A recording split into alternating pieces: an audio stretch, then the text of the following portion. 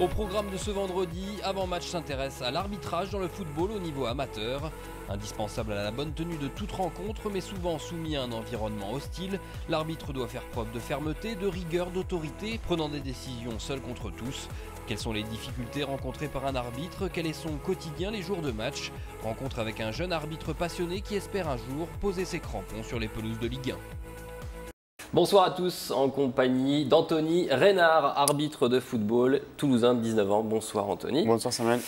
Alors pourquoi l'arbitrage? Pourquoi cette passion? Moi je voulais voir une autre vision du football. Donc se projeter dans l'arbitrage. Donc en plus on a besoin d'un arbitre pour jouer au foot. Indispensable. Donc non, pour moi c'était une découverte que je voulais découvrir de plus près. Ouais, on vous voit donc là arbitrer, vous êtes au niveau district? District, oui, ouais. C'est ça.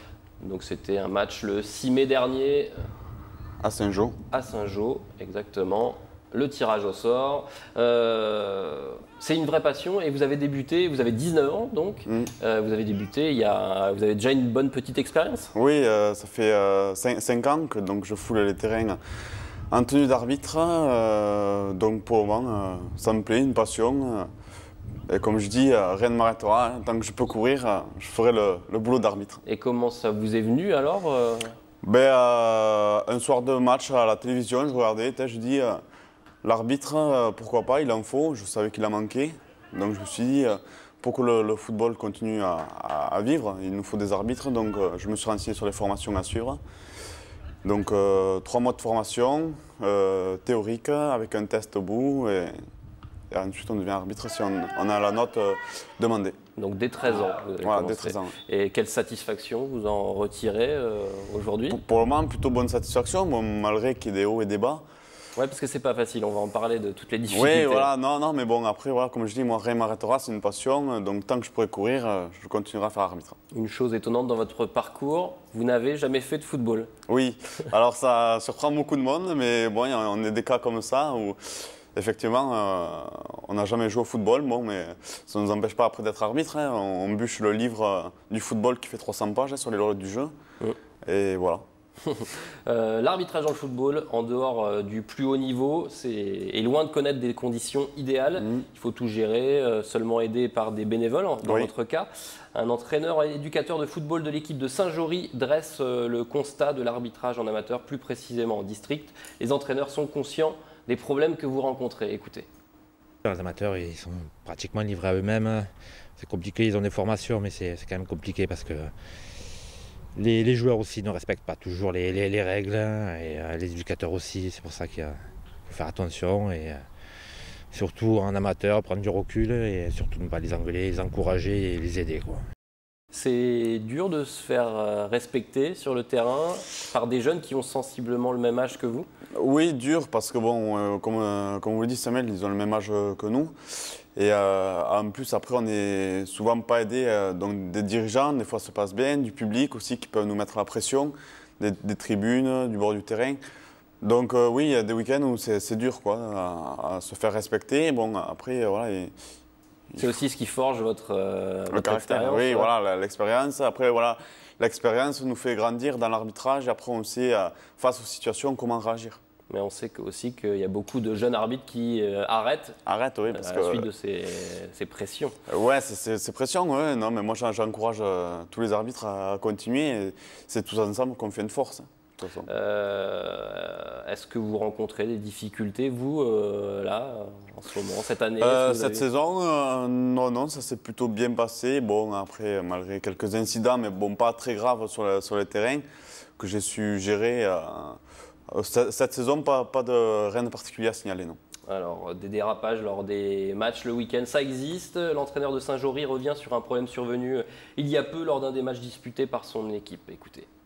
Sur un match, il y a à peu près un mois à Castres, où l'entraîneur adverse était un peu chambreur et j'ai interpellé l'arbitre pour qu'il arrête parce qu'on est dans des milieux amateurs, pas toujours facile de gérer les gamins.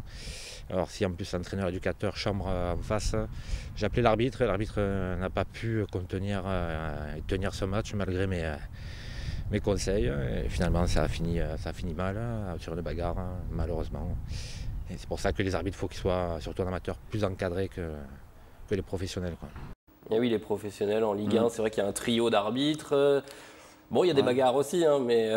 Le trio et même quatrième arbitre, l'arbitre remplaçant. Donc, non, puis après, ils ont les systèmes que nous, on n'a pas à cause d'un moyen. Mais bon, ça, c'est pas très grave. Bon, ils ont le système oreillette. Mais c'est vrai que nous, avec les bénévoles, ça peut être... Alors, il faut savoir que les arbitres de touche, lorsque vous arbitrez, sont des bénévoles et font partie des équipes... Un de chaque club qu'on arbitre. Ensuite, après, il y a des référents arbitres. Donc, eux, ils suivent une formation spéciale arbitre assistant au district de football. Non, oui, après c'est un peu plus dur que le niveau professionnel, c'est sûr. Mais, oui, on parle des tensions dans les matchs OM-PSG.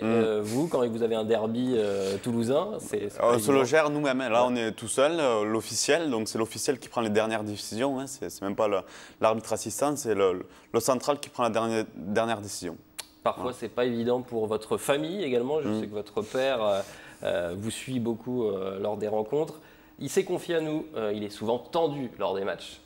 Et des fois, par moments, sur certaines rencontres, c'est difficile de regarder, enfin, de regarder son fils et qu'il se fasse injurier. C'est très difficile, mais bon. Ça arrive, pas tous les matchs, mais bon, ça arrive. Ça arrive, mais bon, un jour ça m'est arrivé, je me suis laissé un peu emporter. Mais, bon, enfin, c'est pas aller trop loin, ça va. Ouais, c'est pas évident. Hein, ouais, c'est pas évident. Pour les proches. Quand je me mets à sa place, je me demande même comment il fait pour subir tout ça. C'est vrai que c'est dur. On va rentrer dans les détails maintenant, les détails de l'avant-match. Tout ce que vous devez faire en amont. D'abord, vous devez arriver à un bon moment avant. Une heure avant le début des rencontres. Et on voit ce que vous faites.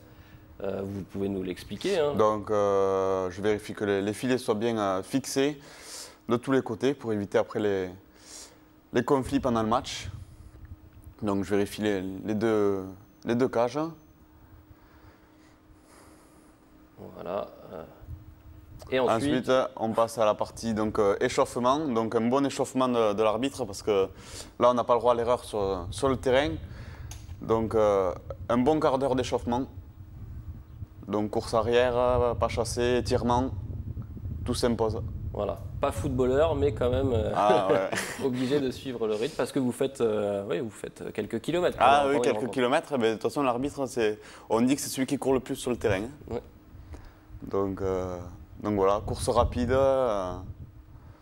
Et voilà. Ensuite, vous avez beaucoup d'autres choses à gérer. La preuve en image, c'est plus la partie administrative, entre guillemets, organiser tout votre matériel. Essayer avoir tous les cartons. Les cartons, carte d'arbitrage, on peut voir. Ensuite, il y a aussi une grande partie qui est importante. Voilà, le TOS, la partie remplir beaucoup de papiers. Expliquez-nous. Donc, carte d'arbitrage, donc ça c'est on note les cartons pendant le match. Donc quand il y a des jaunes et rouges et les remplacements aussi. Là, je fais la vérification des maillots de chaque équipe. Là, je vérifie les licences par rapport à la feuille de match, donc les numéros, nom, prénom. Ouais, ça permet d'éviter la triche parce qu'il y a des usurpations d'identité, ça. Ouais, c'est ça. Ça s'est passé les années précédentes et maintenant, ils ont rajouté le contrôle des licences dans les vestiaires avant le match. Donc là, c'est les consignes aux arbitres assistants bénévoles et aux délégués à la police. D'accord. Alors on voit que c'est des adultes et vous devez être l'autorité face à ces adultes. C'est assez... Donc là, vous pouvez voir la vérification de licence, donc un par un, avec le joueur en face de nous. Donc on peut voir si ça concorde bien avec sa licence. Voilà, ça se passe souvent dans l'intimité des vestiaires, souvent exigu, vous êtes seul face à vous-même. Pour que tout le monde se mette dans le match. Ouais. Puis vient la sortie des vestiaires, c'est pas fini, le travail est loin d'être fini. La vérification des équipements, donc tout ce qui est bijoux, tout ça, à vérifier que ça soit bien dans le vestiaire, les protèges tibia et vérifier le dessous des crampons. D'accord. Et la rentrée sur le terrain. Pour faire le protocole comme en Ligue 1. Ouais. Pour tout cela, vous êtes rémunéré, défrayé? Oui, indemnisé. Ouais. Pour chaque rencontre? Pour chaque rencontre, oui. Votre objectif à vous, c'est d'un jour éventuellement fouler les pelouses de Ligue 1? Comme tout arbitre, je pense, on rêve tous de fouler un terrain de Ligue 1 un jour. Bon, après, il faut s'en donner les moyens, c'est dur parce que les places sont chères. Mais oui, c'est un objectif. En plus d'être arbitre, vous êtes auto-entrepreneur. C'est ça. On va voir sur un petit bandeau pour voir votre site internet. Oui. Vous pouvez nous expliquer Donc, ce que vous faites? c'est une boutique que j'ai ouverte il y a un peu plus d'1 an, en mai 2011 exactement. Donc c'était ouvert donc, exclusivement pour les arbitres de football. Donc je vends du textile et accessoires donc, sur Internet parce que je trouvais que le marché n'était pas assez développé pour les arbitres. Donc j'ai essayé de me développer sur la toile, quoi. Donc c'est www.boutique-arbitre.fr. Ouais. On va passer, merci Anthony, on va passer à un mot de rugby pour vous donner les dates des matchs de préparation du Stade Toulousain.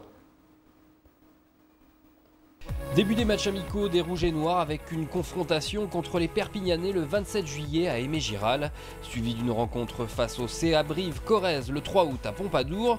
Enfin le 9 août à Béziers, le Stade Toulousain défiera le Racing Métro 92. A noter que les horaires seront communiqués dans les prochaines semaines. Et un mot de basket pour vous annoncer le match de l'équipe de France ce soir à Toulouse. Basketball, Toulouse accueille un match international demain soir. France-Côte d'Ivoire se jouera à 20h30 vendredi au Palais des Sports André Brouard. Sur la route des Jeux Olympiques de Londres, l'équipe de France enchaîne les matchs de préparation. Reste une incertitude quant à la participation de Tony Parker demain soir. Voilà, il nous reste quelques instants, donc j'en profite pour vous présenter quelques livres. Géopolitique de Pascal Boniface aux éditions Jean-Claude Gazevitch. L'auteur décrypte l'histoire des Jeux entre boycott, polémique et médiatisation. Un ouvrage pour se faire une idée nouvelle des JO. À quelques semaines de Londres, la face cachée du sport, c'est toujours aux éditions Jean-Claude Gazevitch. Sport français, état d'urgence de Jean-François Villotte et Antoine Greenbaum. S'appuyant sur des révélations inédites, ce livre pénètre dans les coulisses du sport français pour en expliquer les différents dérapages. Un petit ouvrage sympa dédié au football de Mahaki Vaza, Allez les Bleus, aux éditions Gargantua Humour. Voilà, c'est plein de petites photos et d'explications. C'est de l'humour, je vous le conseille. Ensuite, un peu de cyclisme, c'est bientôt le Tour de France. Cyril Guimard dans Les Secrets du Tour aux éditions Grasset, un des hommes les plus importants et les plus influents du cyclisme ces 40 dernières années, ce livre. Enfin, la collection Que sais-je propose les 100 histoires des Jeux Olympiques de Mustapha Kessous.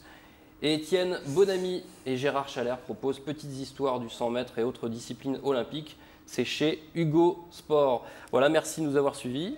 Merci Anthony d'être passé sur le plateau. Un petit cadeau pour... Un petit cadeau, le carton jaune, le carton rouge. On s'en servira peut-être dans les émissions l'année prochaine pour distribuer les cartons. Pour distribuer les cartons dans les émissions, dans Lundi Sport. C'était la dernière de la saison, donc on vous souhaite de bonnes vacances. Merci de nous avoir suivis. Ciao!